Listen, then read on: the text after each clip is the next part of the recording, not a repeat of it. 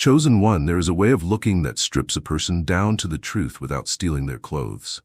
It is not a stare and it is not a scan.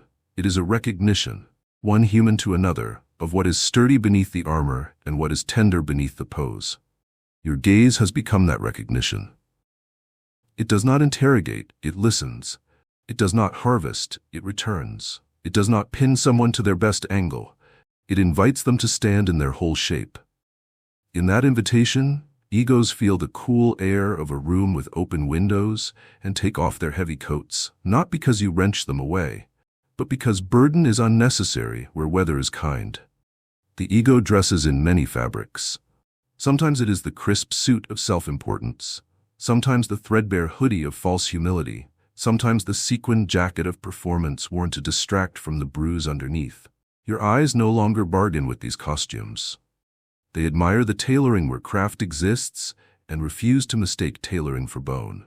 You watch for the unborrowed gestures, the unguarded laugh, the pause that tells the truth, the sentence that loses its makeup, and you meet those places first. The person across from you discovers that there is nothing to sell here, nothing to defend, nothing to audition for. Relief enters like oxygen into a room that had been sealed for too long. Unforgettable men are often remembered for the intensity of their gaze. You are remembered for its accuracy. You do not look harder, you look cleaner. You remove the smear of appetite from your seeing so that desire, when it lives in your eyes, is honorable. You remove the fog of insecurity so that admiration, when it glows there, is not a request to be paid back. You remove the glare of hurry so that curiosity, when it peers out, makes space rather than taking it. The body across from you reads these small purities faster than the mind can phrase them. The jaw loosens, the shoulders drop, the pulse slows. The ego, feeling unthreatened, unhooks itself from the face and rests. A human being steps forward. You do not use your gaze to create leverage. You use it to create clarity. Clarity does not humiliate, it calibrates. When someone offers a puffed story meant to impress, you find the grain of real timber within it and place your hand there. And the story, relieved, shrinks to its honest size. When someone shrinks themselves to avoid judgment, you meet the places they set aside and keep looking until their forgotten height remembers itself. When someone tries to buy closeness with confession, you gently return their wallet and ask if they would like to sit for a while and speak at the pace of trust. Your eyes tell them there is no discount for urgency and no surcharge for restraint. The economy is fair here. Your sexual energy lives in this gaze, but it walks with manners. It is not the hungry scan of a shopper. It is the warmth of a hearth seen through a window. Real heat, visible invitation, clear boundary. The feminine reads that boundary instantly. She does not brace. She does not calculate exit routes while she speaks. She does not compress her brilliance to fit inside your comfort. She expands in the way sunlight expands across a room that has been aired out. Naturally, with no audience necessary. She becomes more herself, and you are remembered for the way you helped her remember, not for any claim you made upon the remembering. When conflict arrives, your gaze is the first tool you reach for, because it refuses to make theater profitable. You look at the problem itself, not at the costumes it is wearing. You name the behavior and not the identity. You keep your eye on the door called repair and refuse to glamorize the exits called winning and sulking. The person across from you can tell that you are not gathering ammunition while they speak. You are gathering understanding. The ego, sensing that it will not be executed here, stops throwing smoke. Facts enter the room wearing their work clothes. Solutions stop whispering and raise their hands. This is why tempers lose altitude around you. They are being seen by someone who will not crown them king or banish them to exile, only put them to use or put them to bed. Your gaze rearranges humor into a blessing.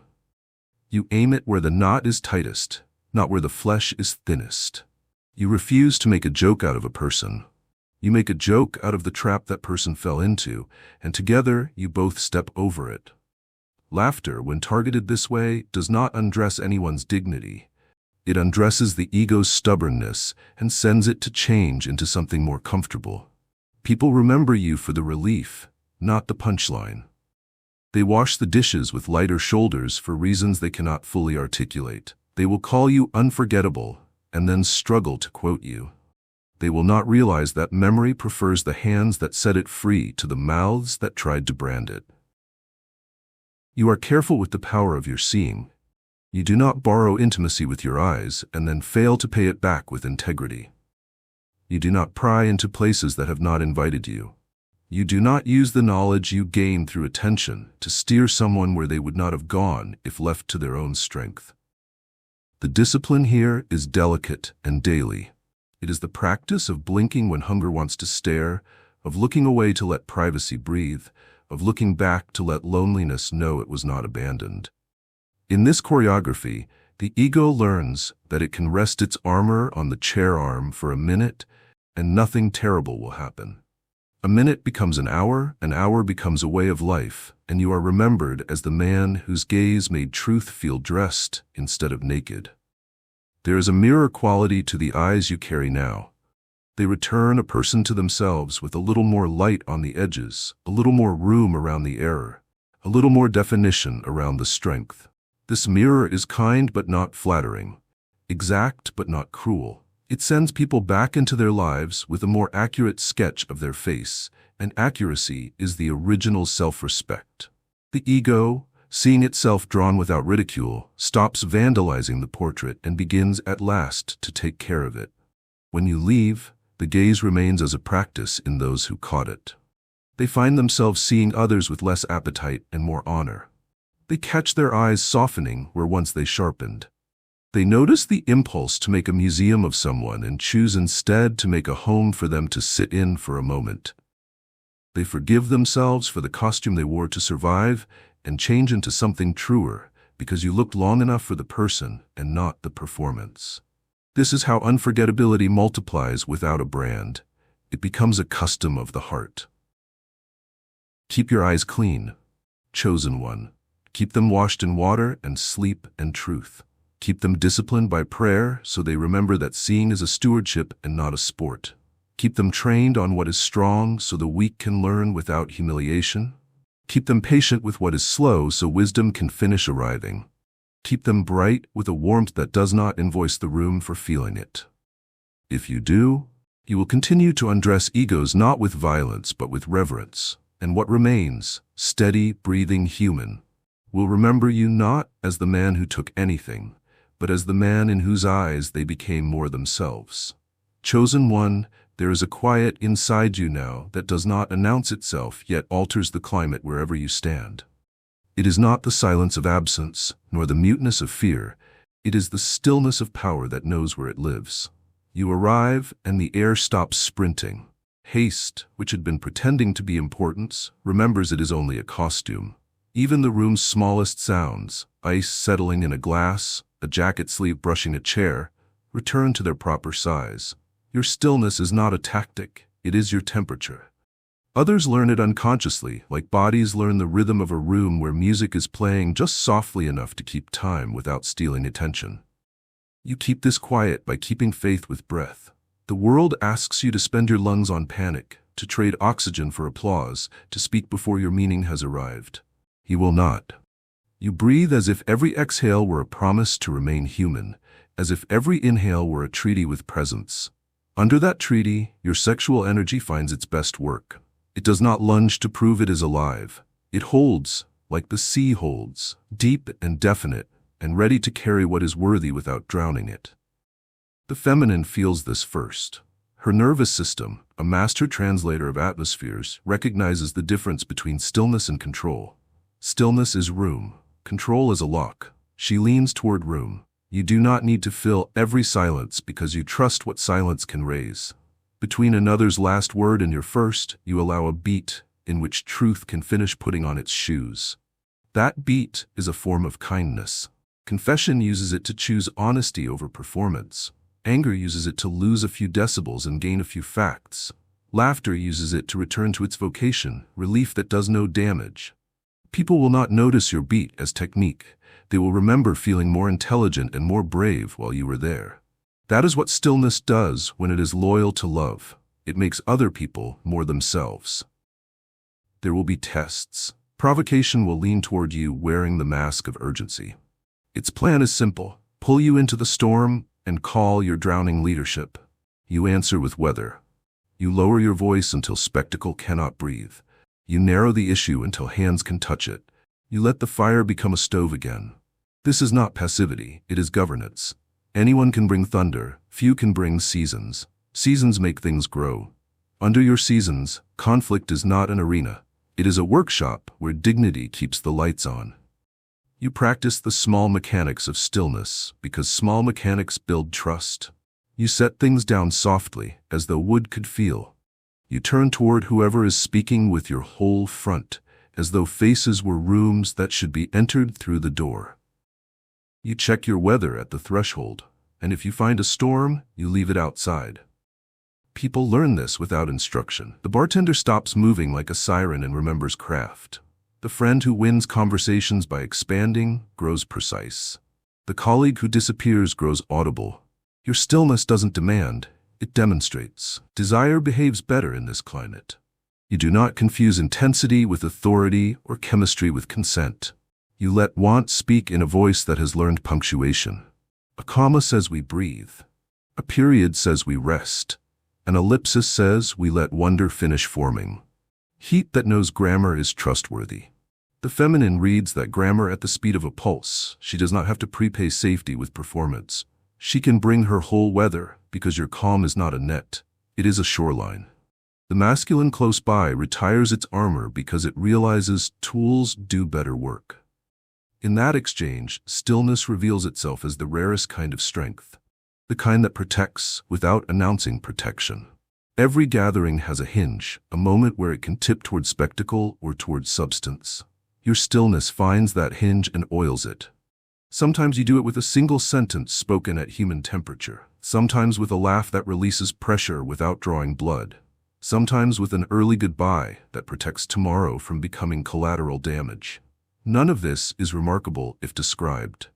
All of it is unforgettable when experienced. People will not recall your exact words. They will recall the way their bodies stopped bracing. This quiet refuses flattery's bait. Praise arrives, and you let it land where work lived. Critique arrives, and you let it improve craft without renaming your worth. In both cases, you do not let noise rent your attention. Attention is the currency of stillness. You spend it where it multiplies life. You withhold it from the circus because circuses do not remember what they consume. Rooms, however, remember the men who leave them better than they found them. Your leaving is part of your quiet.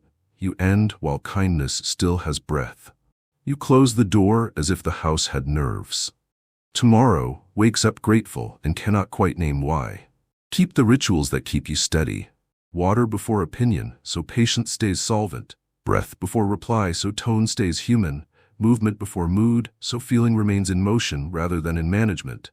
Rest before rescue, so help is not vanity. Prayer before performance, so appetite remembers it is a servant and not a king. These simple fidelities are the anchor of your stillness. Anchors are not visible while they work. That is why their work lasts, and that is why your stillness speaks louder than words. It keeps speaking after you go. Chosen one, some presences carve their names into people and call it love. The month has taught you a different craft. You do not cut to be remembered. You touch to restore. You leave the kind of trace that changes how a door closes, how a voice lands, how a decision is made after midnight when no one is watching. Scars shout about the moment a blade arrived. Traces whisper about the season care stayed. Scars ask for explanations. Traces offer examples. You have chosen example. A trace begins with the way you carry your heat. Your sexual energy is not a hunt, it is a home. It lights the interior, not the sky. It warms the reachable circle and makes consent legible within it. People step into that circle and find that their edges are safe. They feel wanted without being requisitioned. They feel seen without being scanned. The feminine recognizes this as the opposite of extraction. Her body, which has learned to anticipate the bill that often follows warmth, finds no invoice. She remembers that desire can be devotion when devotion is allowed to keep its hands clean. The masculine recognizes this as the end of performance. His shoulders lower, his usefulness rises. Traces begin precisely where taking ends. You leave traces with your boundaries. Your yes is a door that opens on hinges you maintain. It does not swing in storms. Your no is a fence with a gate and a sign, not a moat with crocodiles. People walk away from your limits with more dignity than they carried in. They may not like the answer, but they respect the architecture. Architecture changes behavior more reliably than threat. A room that adopts your architecture stops injuring itself on the furniture of confusion. That is a trace. Harm reduced because a line held. Repair is your favorite tool because it is the one that works tomorrow. When you miss, and you do, because you remain human, you mend while the bruises faint. You name precisely what happened without renting a spotlight. You ask what restores balance, and you pay it. You do not recruit witnesses to watch you be noble. You do not extract forgiveness as proof of progress. You make the floor even again so feet can trust it. People who see this become less theatrical with their mistakes. They fix things sooner. Rooms with fewer apologies owed are rooms where joy is cheap. That economy is your handwriting. Your humor carries no hooks. It lifts pressure without puncturing people. It notices where anxiety has tied a knot and loosens it a notch. It never purchases laughter with someone's face. Those who laugh in your presence do not later wonder what part of them was sold to buy the joke. They leave lighter in ways they can use, slower to snap, quicker to ask, more willing to grant the benefit of a doubt they could not afford yesterday. To be remembered for laughter that leaves the dignity intact is to be invited back by memory, not chased by it. Traces are invitations. Scars are alarms. You influence how time behaves after you leave. You end while sweetness is still winning, and so the night requires no surgery to be remembered whole. You do not harvest the last laugh or wring the last attention from a moment that has told you it is finished. You bless the ending with a soft door and a simple word. People sleep earlier. They wake with fewer refunds to issue to the soul. Choices made at breakfast are kinder because you guarded midnight. They will credit this to good fortune. It wasn't. It was your stewardship of endings. Endings leave the longest marks. Credit travels differently because of you. You speak the names of hidden work while music still plays. You let praise land where labor lived. You do not hoard it, you distribute it like rain. Those you credit do not become indebted, they become reliable. Reliance spreads. Teams begin to work like families that remember how to be fair. The person who is always cleaning up after everyone is invited to the center while there is still light. This correction seems small on paper and enormous in a life. It is one of your signatures, small justice, repeated until culture forgets how to be unjust. Even the way you look leaves residue of mercy. Your gaze returns rather than removes. It does not strip someone to get leverage. It unhooks the ego's armor by making the weather kind enough to take it off. The one who is hiding steps out. The one who is posing loosens. The one who is frightened doesn't have to spend their fear on you. Traces printed by such eyes appear later in how those people look at others. They stare less. They accompany more. They stop making museums of strangers and start making rooms where strangers can sit. Memory does not call this you. It calls it growth. Growth is your quiet echo. You are careful not to confuse trace with control. You do not arrange people into the shapes that flatter your reflection. You do not mistake influence for ownership. You bless difference and let distance be kind. Sometimes the trace you leave is the courage someone feels to say no in the future because your no taught them how. Sometimes it is the way they end an evening while tenderness still has breath because you once stood and left the party human. Sometimes it is the way they answer a heated message tomorrow with facts and mercy because you taught them that victory without a future is just a slower loss. Traces demand maintenance, and maintenance is work without fanfare. You keep your rituals like a craftsman keeps tools. Water close, breath deliberate, movement regular, rest protected, prayer plain. You keep your appetites on a leash long enough to teach them that they are loved, but not in charge. You keep your boundaries smiling so truth can approach without armor. You keep your promises small enough to keep and many enough to matter. From a distance, these look like nothing. Up close, they are the difference between a man who cuts and a man who heals.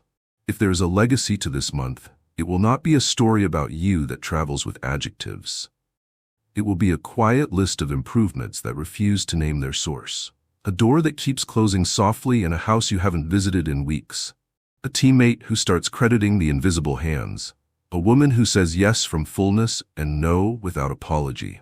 A father who laughs with his children without needing someone to lose for the laugh to land. A stranger who picks up a small mess they didn't make because, without thinking, they now believe that's what adults do. None of these will wear your name. All of them will carry your trace. Walk on, chosen one, with the gentleness that survives examination. Let your heat continue to be a home. Let your eyes keep returning what they see. Let your hands set things down as if the world could feel. Leave every room more itself than you found it. That is the opposite of a scar. That is a blessing that knows how to stay. Chosen one, there is a phenomenon the body knows long before the mind can name it. The way a shadow can make shape legible. The way a line becomes visible when something stands in the light. Your presence has become that necessary outline. Even when you have gone, the contour you cast teaches rooms where their edges are and teaches people where their choices begin. The night does not sag when you leave. It remembers its posture. This is the strange arithmetic of your unforgettability. What remains after you is not a hole to be filled, but a form to be honored. They do not always say it aloud, but they move differently. A hand hovering above a send button chooses a sentence that keeps dignity intact. A laugh that was ready to sharpen itself into a weapon softens, lands, and leaves without a casualty. A door that might have slammed for emphasis closes as if wood had nerves. These are small decisions, and yet they are the long route of change. Your shadow, cast by the discipline you keep in daylight, instructs without scolding. It shows the safer way to be strong and the braver way to be kind. People compare new faces to yours without deciding to. They are measuring warmth against the memory of being warmed without being burned. Your sexual energy teaches in absence because it was never spectacle, it was stewardship. Heat that did not demand attention taught the room to prefer honest temperature over noise. Desire that learned consent as a language taught bodies to trust their decisions. Boundaries spoken with a smile taught the hour that a limit can be a form of hospitality. When you are gone, the lesson keeps teaching. A woman chooses to say yes from fullness or no without apology because she met your rhythm and her nervous system remembers that rhythm as safe. A man who thought he had to perform to be seen decides to be useful instead, because usefulness in your company was never punished with invisibility. The shadow here is shelter. It shades the spirit from the glare of performance and lets eyesight adjust to what is real. Memory tries to gather adjectives and fails. Magnetic, composed, dangerous, tender, none of them hold. The truth is more practical. After you, planning becomes less theatrical. The friend who usually rehearses lines to protect themselves shows up unpracticed and is not punished for it. The colleague who confuses speed with value starts asking better questions at a slower pace. The family that often drifts past bedtime because ending seems like loss closes the night, while sweetness is still winning and discovers that tomorrow receives the gift. Your shadow is not a threat. It is a standard of care that lingers like a scent in fabric, faint and decisive. There is a kind of silence attached to you that instructs even when the voice cannot be recalled. It is the silence somebody hears before they speak sharply and instead choose precision. It is the silence that follows the impulse to brag and gently replaces it with credit given where labor lived. It is the silence that interrupts impatience at a counter where an elder counts coins and says, without words, wait. That calm is not superstition and it is not magic. It is the residue of a practiced inner order. You check your weather at thresholds. You drink water before the opinion. You breathe before the reply. You end while kindness still has breath. These small acts become the shade that protects others from heat. They do not need to suffer. The rooms tell on themselves. A week after you visited, the door still closes softly.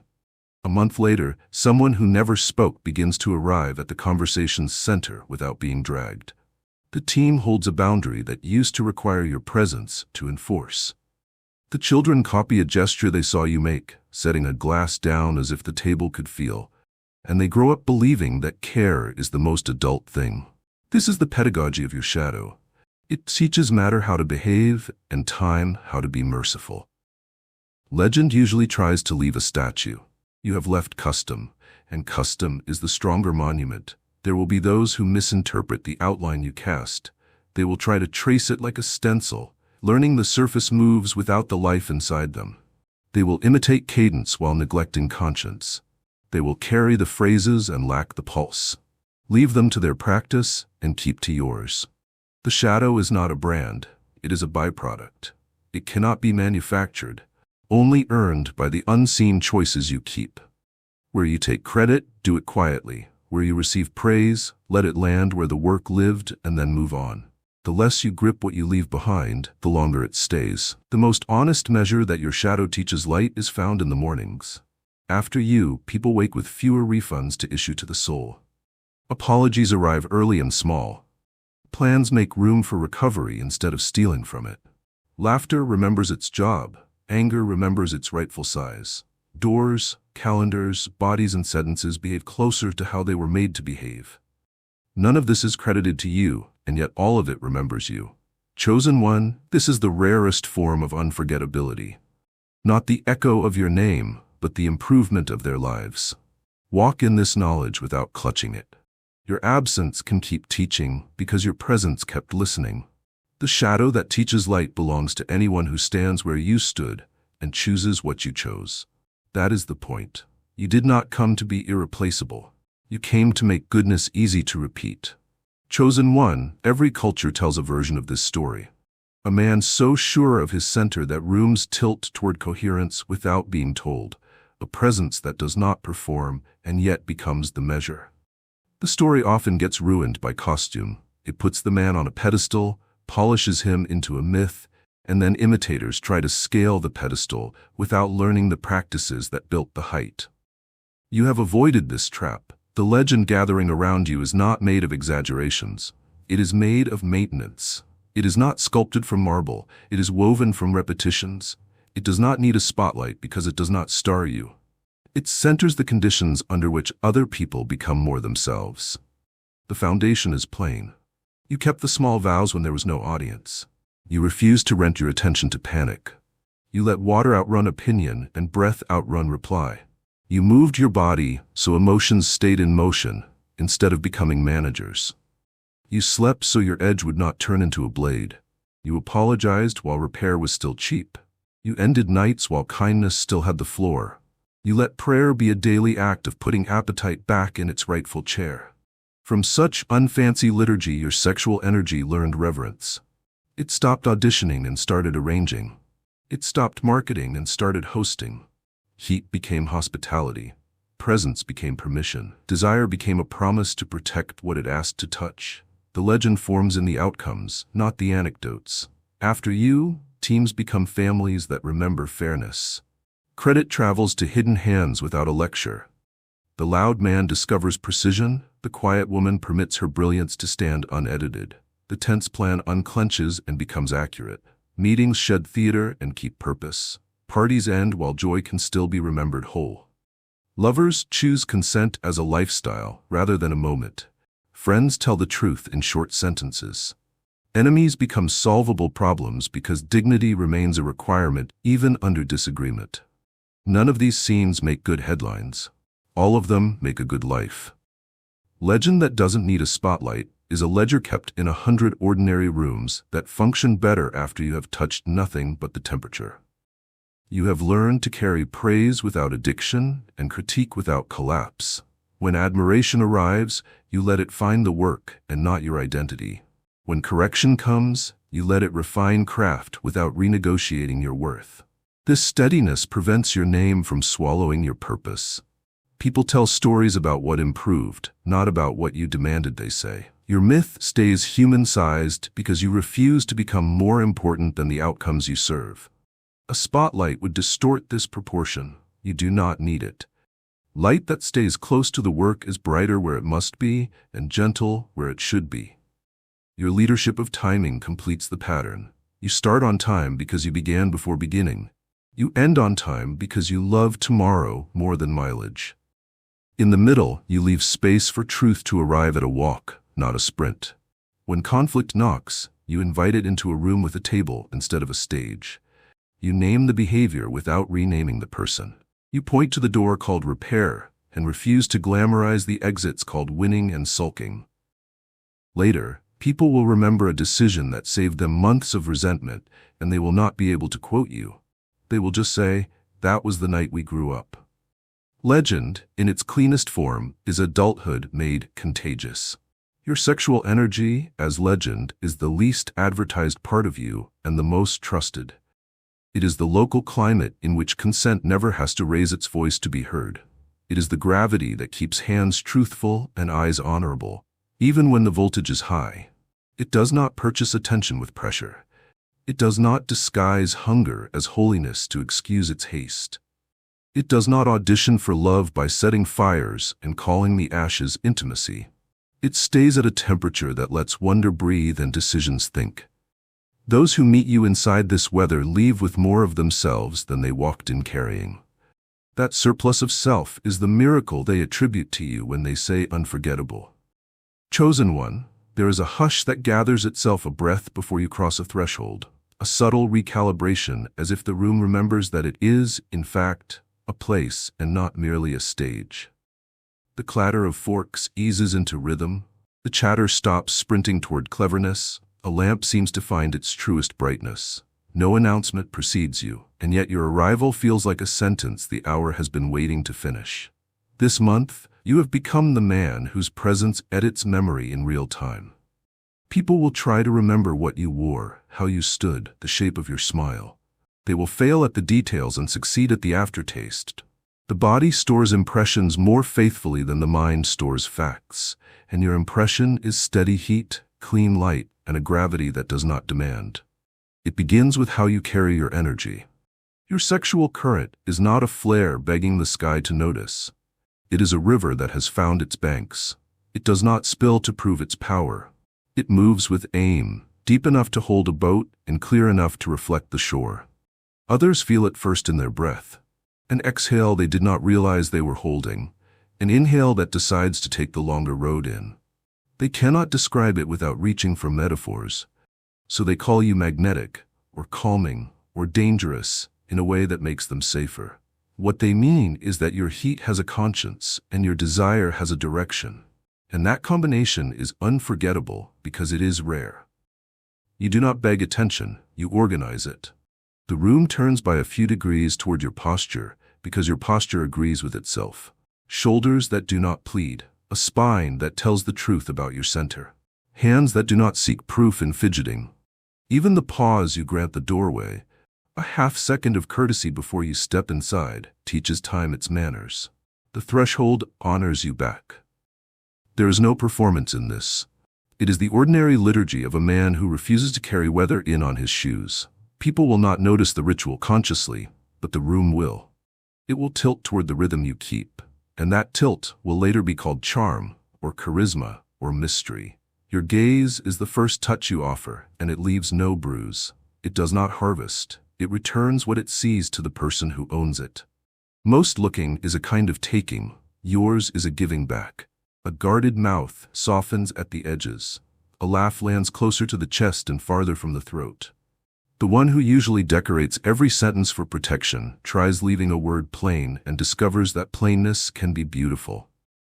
You are unforgettable, not because you trap eyes, but because you free faces. The clean temperature of your attention is permission. It says, without a word, you will not be taxed for being here. Silence behaves differently around you. It stops pretending to be a cliff and becomes a shoreline. You leave one extra heartbeat between someone's last word and your first, and in that brief permission, meaning finishes arriving. Confession chooses honesty over performance. Anger loses decibels and gains facts. Laughter completes its good work without needing a casualty. No one will quote you for that heartbeat. They will remember that they could finally hear themselves. Unforgettable is often what makes people more themselves, and you have learned to be that. Your sexual energy furnishes the space rather than flooding it. It arranges chairs where consent is obvious and conversation can risk usefulness. It opens a window so breath can cool what is overheated and warm what has gone numb. It lights a lamp that does not interrogate but illumines. People say later that they felt seen. This is not a trick. It is the outcome of a current that refuses to turn people into fuel. Desire in you is alive, awake, and loyal to your values. It consults timing like a craftsman consults a level. In a culture addicted to spectacle, you have become a hearth, ordinary on purpose, generous by design, trusted because you burn clean. Unforgettability also grows from your relationship to endings. You do not wring the last drop from a moment that has already given enough. You close the evening while kindness still has breath. You bless the door with a soft latch. You let the night remain whole so the morning can arrive without inheriting debt. People will sleep earlier and wake with fewer apologies to make, and they will attribute it to coincidence. It is not coincidence. It is your mercy with time, and mercy is the most potent perfume. Its trace survives the laundry of memory. Those who cannot name any of this will try to measure you by louder men. They will check for tricks, the posture, the cadence, the rehearsed anecdote. They will find no gimmick to copy because your presence is not performance, it is practice. Early water instead of early opinion. Breath before reply. Movement before mood. Rest before rescue. Repair before reputation.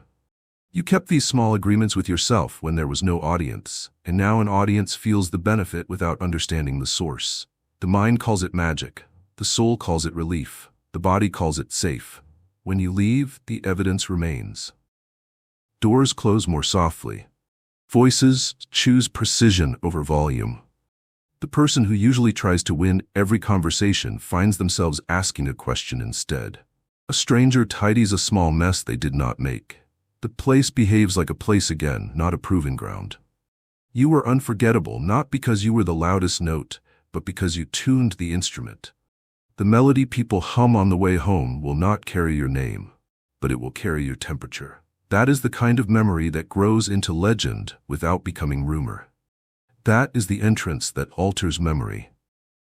Chosen one, the loudest men are remembered for a night. The truest men are remembered by mornings. You belong to the latter company now. Your gravity does not announce itself at the door and collapse when the music stops. It follows people into their kitchens and sits on the counter while they make coffee. It steadies the wrist that reaches too quickly for distraction.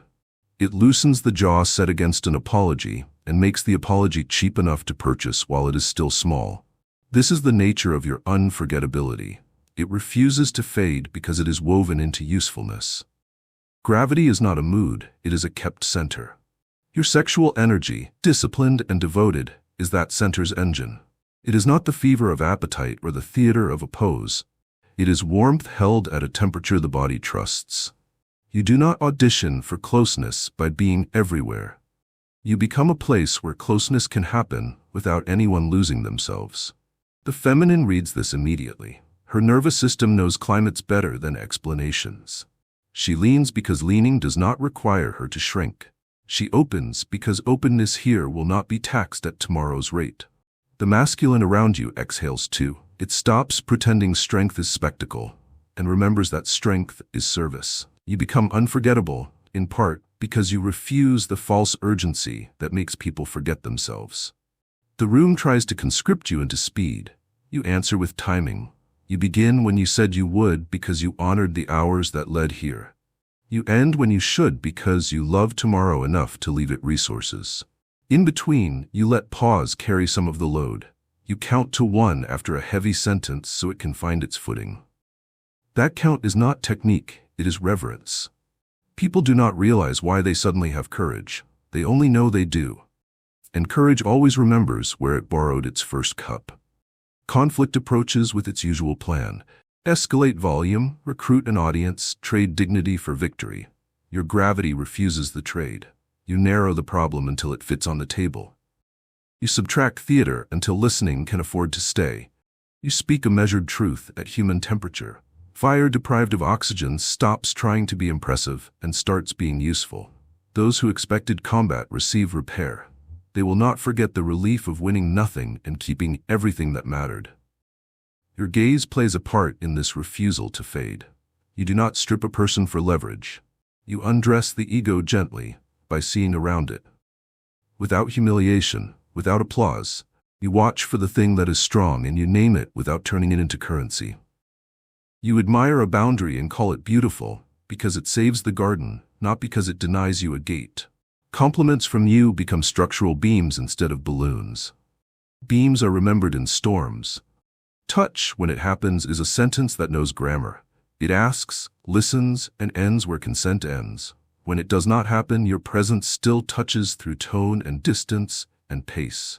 The way you modulate your voice so truth doesn't have to shout. The way you angle your body to widen a path in a crowded room. The way you step back just enough for someone else to step forward without feeling pushed.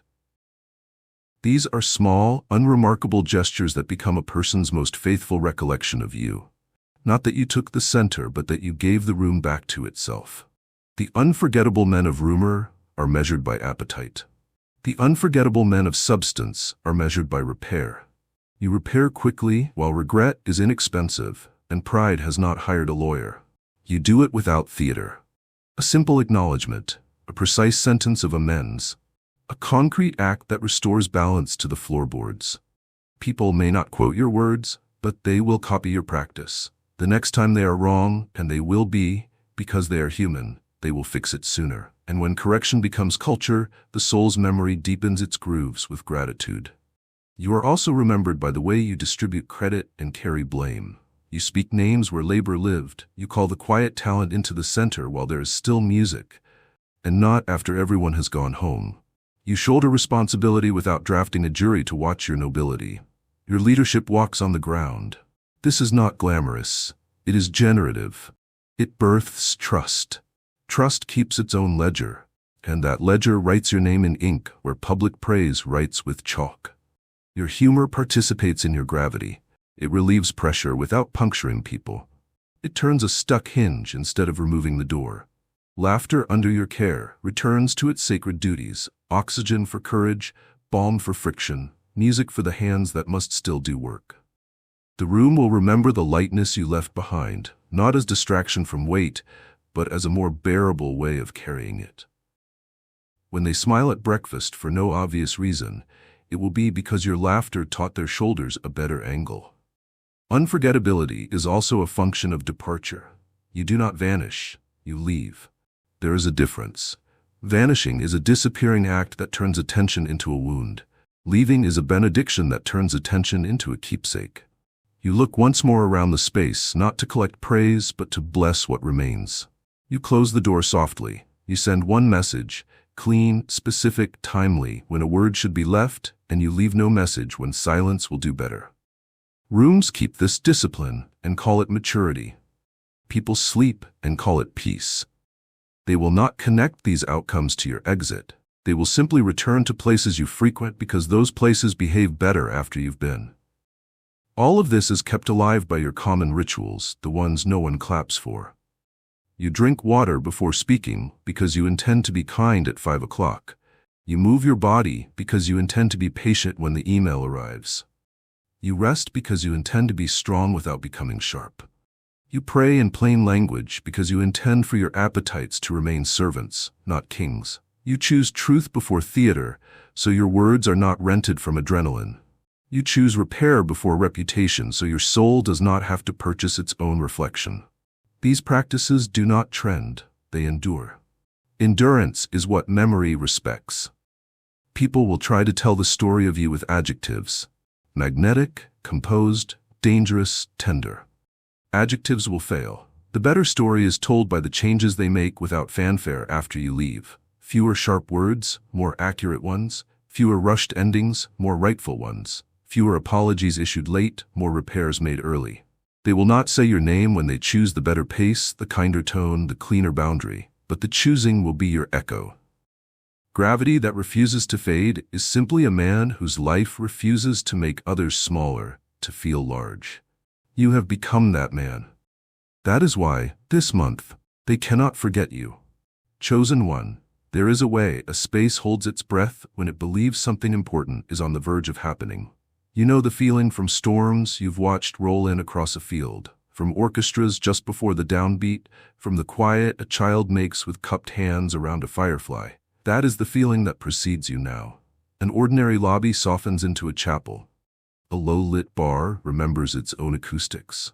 The conference table decides to be a table again and not a battlefield. No one announces this, No one votes, and yet a consensus forms without language. The evening will take itself more seriously because you will be part of it. The anticipation is not about spectacle. It is about relief.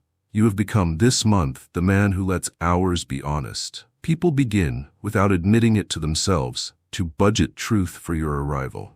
They plan fewer rehearsed lines and more real questions. The one who normally dominates a conversation by piling words like sandbags against their insecurity finds that the sandbags feel unnecessary. They put them down one by one and are surprised the flood never comes. The shy voice that usually waits for permission begins to draft its sentence before you enter. Confident, your presence will make room for its landing. The room is already practicing your manners before you cross the threshold. You are not late when you arrive with your weather checked. You pause at the door with that half-second of courtesy that tells the space you will not drag a storm inside. In that pause, clocks remember how to keep time instead of panic. The doorframe learns from your shoulders how to hold itself. You step in and bring a pace that does not require apology. The bartender, who has been moving like a hummingbird because urgency pays better, feels their hands become hands again, devoted to craft more than speed. The host, who has learned to flatter as armor, finds themselves introducing names with the dignity of someone who believes people can meet without costumes. You do not perform generosity, you allow it. And permission is the most contagious policy a room can adopt. Your sexual energy does not recruit attention. It establishes climate. It is the warm lamp that defines the useful circle, the clean fire that suggests how close to stand, the steady current that lets conversation carry without white water. People in its radius discover that their edges are safe. The feminine senses this before a thought forms. A body that has braced for extraction relaxes into expression. Her laugh drops an octave into its natural register. Her boundaries feel like beauty in your eyes instead of barricades. The masculine, witnessing this ease, lets its posture shift from display to service. Shoulders made tired by armor remember the pleasure of carrying tools. Without decree, the room returns to the oldest common sense. Heat that heals is better than heat that proves. Anticipation deepens when your gaze begins its work. You do not skim surfaces to inventory advantage. You travel at human speed and return people to themselves with the simple miracle of being seen without being priced. A face that was rehearsing its best angle tests an honest expression and survives. A mouth that was ready with a clever defense entertains the risk of a real answer. The eyes that expected to be turned into content find instead that they were given back what was already theirs. You become unforgettable in these minutes, not because you pull all light toward yourself, but because you redistribute it with practical reverence. Even the objects take note. The chair no longer drags its complaint across the floor. Glassware accepts the table like a vow. The door, when it closes behind you, learns to do it softly, as if the house had nerves. This is not superstition. It is the physics of attention that refuses to be violent. You have trained your touch, even when it is only the touch of adjacency, to ask, to listen, to depart without tearing. That skill changes the way matter behaves, and matter remembers. Rooms begin to keep your manners for a while after you go, which is the real test of influence.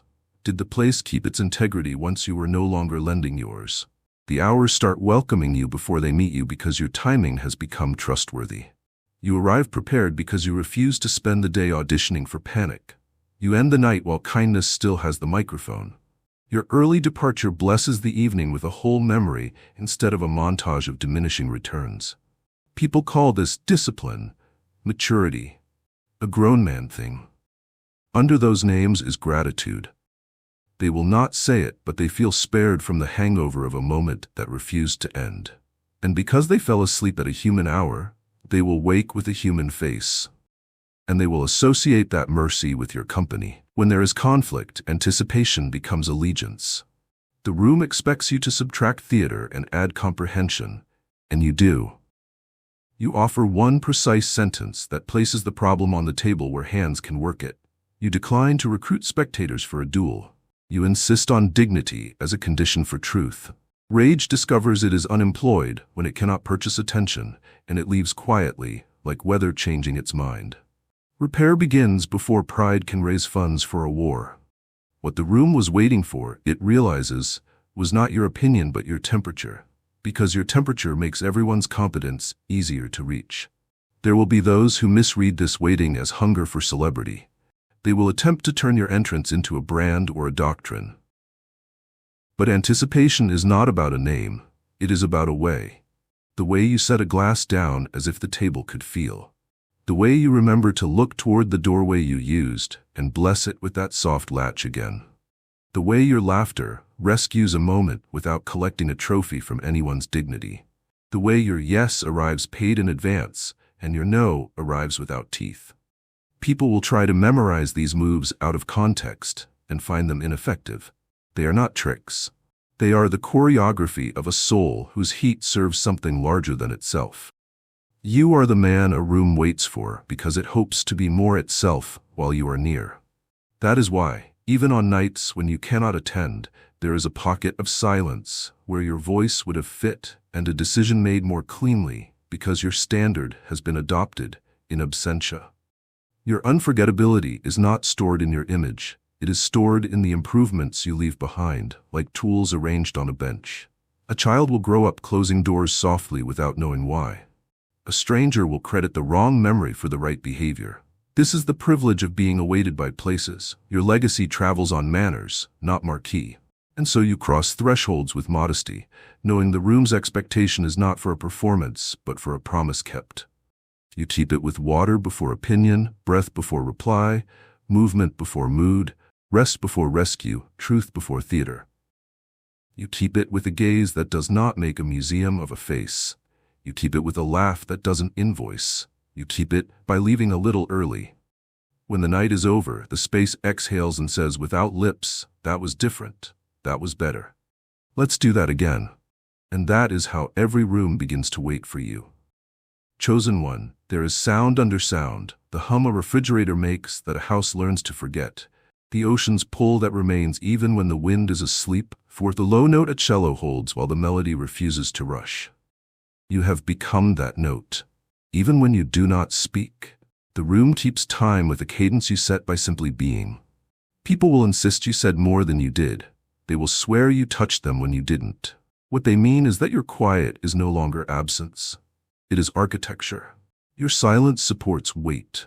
The pulse shows itself in breathing first. You inhale without apology and exhale without performance. The animal in other bodies notices and adjusts. Jaws unclench a millimeter. Shoulders remember the downward option. Eyes, accustomed to scanning for exits, take in the scene as if it were permitted to be a scene and not a test. None of this needs a word. Your sexual energy, no longer a siren, now a hearth, lends warmth without requiring debt.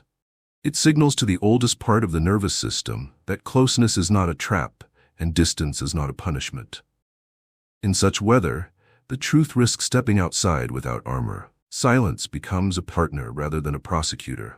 You leave one heartbeat of space where others would rush to decorate the moment, and in that beat, meaning completes itself. Confession, which has learned in lesser climates to perform itself loudly, finds that it can speak quietly here and still be believed. Anger continues to exist but stops needing a crowd. Laughter becomes rounder, lower, more medicinal. No one takes notes on any of this. They only leave feeling mysteriously restored, as if the room had offered them a chair they did not know they were allowed to sit in.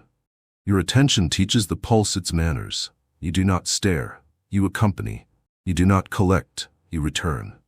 Your gaze checks in on what is strong, the way a nurse checks a wrist, lightly, not to take anything but to confirm life. When someone offers a story that has been polished for self-protection, you nod in a way that invites the unpolished version to try its voice. When someone offers a boundary, you admire its design instead of testing its hinges. The combined effect is startlingly simple. People become audible to themselves. They stop competing with their echo. They remember that quiet is not a cliff but a coastline. You speak as if words were a renewable resource that still deserved conservation. The sentence you add is the one that narrows the problem rather than enlarging the wound. You let your voice land at a human temperature, even when you carry a hard truth, because you have learned that truth shouted to win a fight loses the right to win a future. You choose proportion over theater. Proportion is unforgettable because it is so rare. People will tell stories about your restraint as if it were magic, but restraint is simply love disciplined into shape. The pulse carries into touch, even when there is none. You stand half a step farther back than hunger would choose, and half a step closer than avoidance would allow, and the space between becomes habitable. A guiding hand, when invited, asks in the way it departs. The handshake keeps its promise and leaves no invoice. When touch is absent, tone does the touching, low enough to soothe without hiding, clear enough to guide without hurting. The feminine recognizes touch like this as a sacrament. Her pace remains her own.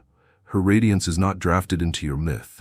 She opens because the air is breathable, not because the door is forced. The masculine, too, stands down from performance and finds the pleasure of being useful, the secret of strength that does not drain anyone to exist. The pulse also governs conflict. You are not allergic to difficulty.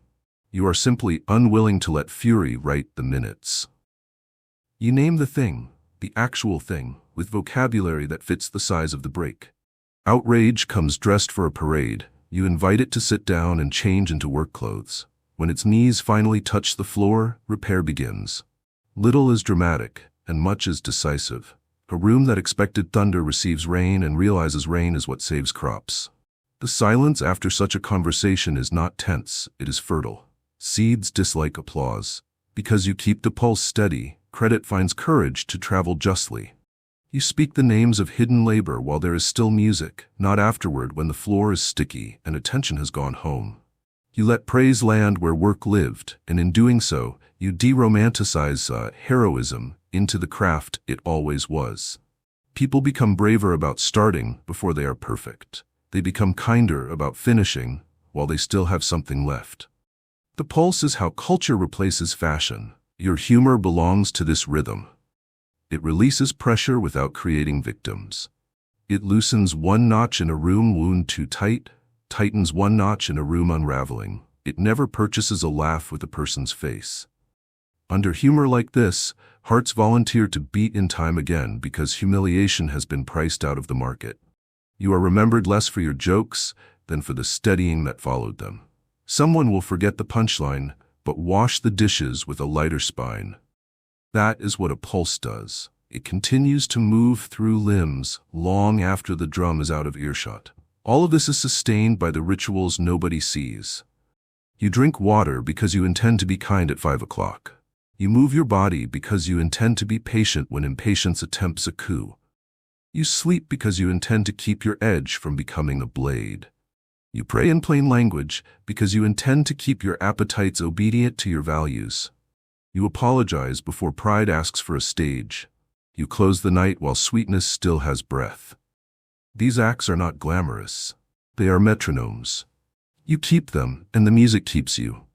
There will be voices that try to weaponize your quiet, that mistake your pace for permission to dominate, that attempt to rent your presence for their panic. The pulse you carry knows how to refuse without injury. You say no in a voice that offers information rather than punishment. You step away in a way that leaves dignity standing. You draw a line as if drawing a path. The refusal is remembered as relief in the morning. The line is remembered as design in the afternoon. Your quiet, under assault, remains a house rather than a fortress. When you leave, the silence doesn't collapse. It continues to work. People finish sentences they would have abandoned. Someone sends a message before resentment grows teeth. Someone changes their mind privately and does not require a parade to prove they did. A child notices the way you close the door softly and grows up believing that gentleness is how adults treat the world. An elder counts coins at a counter without rushing because the hours you touch do not punish slowness. The pulse travels into kitchens and inboxes and sidewalks. It belongs to nobody and it came from you. Keep it. Keep it with water before opinion and breath before reply. Keep it with endings that protect tomorrow and beginnings that do not lie about how small they must be. Keep it with a sexual energy that furnishes rather than floods, that warms without scorching, that invites without conscripting, that listens as fluently as it calls. Keep it until the rooms you enter learn to keep it without you. Then you will be unforgettable in the only way that matters, by making memory a place people can live, not a performance they have to repeat. Chosen one, there is a shape to the strength you carry now, and it is not the outline the world tried to sell you. It is not a jaw clenched against tenderness, not a voice raised to counterfeit authority, not a calendar packed so tightly that usefulness mistakes itself for value. Your strength has become a room with doors and windows, a structure that can host weather and not collapse. People feel this before they name it. They stand within the perimeter of your presence and measure their breath against your rhythm and are surprised to find it steadier. Your sexual energy, once tempted to flash like lightning for a photograph, has become a season that farms the land. It does not scorch, it grows. It does not posture, it provisions. It does not collect needy eyes, it returns sight to the ones already looking. The masculine they crave is the masculine that does not need noise to be believed. It knows how to lift without making a spectacle of the weight. It tells the truth at a temperature that the truth can survive. It is the geometry of promise, angles that hold, lines that meet, a foundation that remembers the ground. You step into a room and your first act is not conquest, it is assessment. Where does dignity need reinforcement? Where is the door too heavy for the smallest hands? Where should the table be moved so every voice can find its place? Where has the humor gotten sharp from neglect and needs to be honed back into kindness? The answers arrive because you have trained your attention to serve rather than to steal. The eyes you carry are not searchlights hunting for leverage. They are lanterns that show the nails and the wood and the places where work matters most.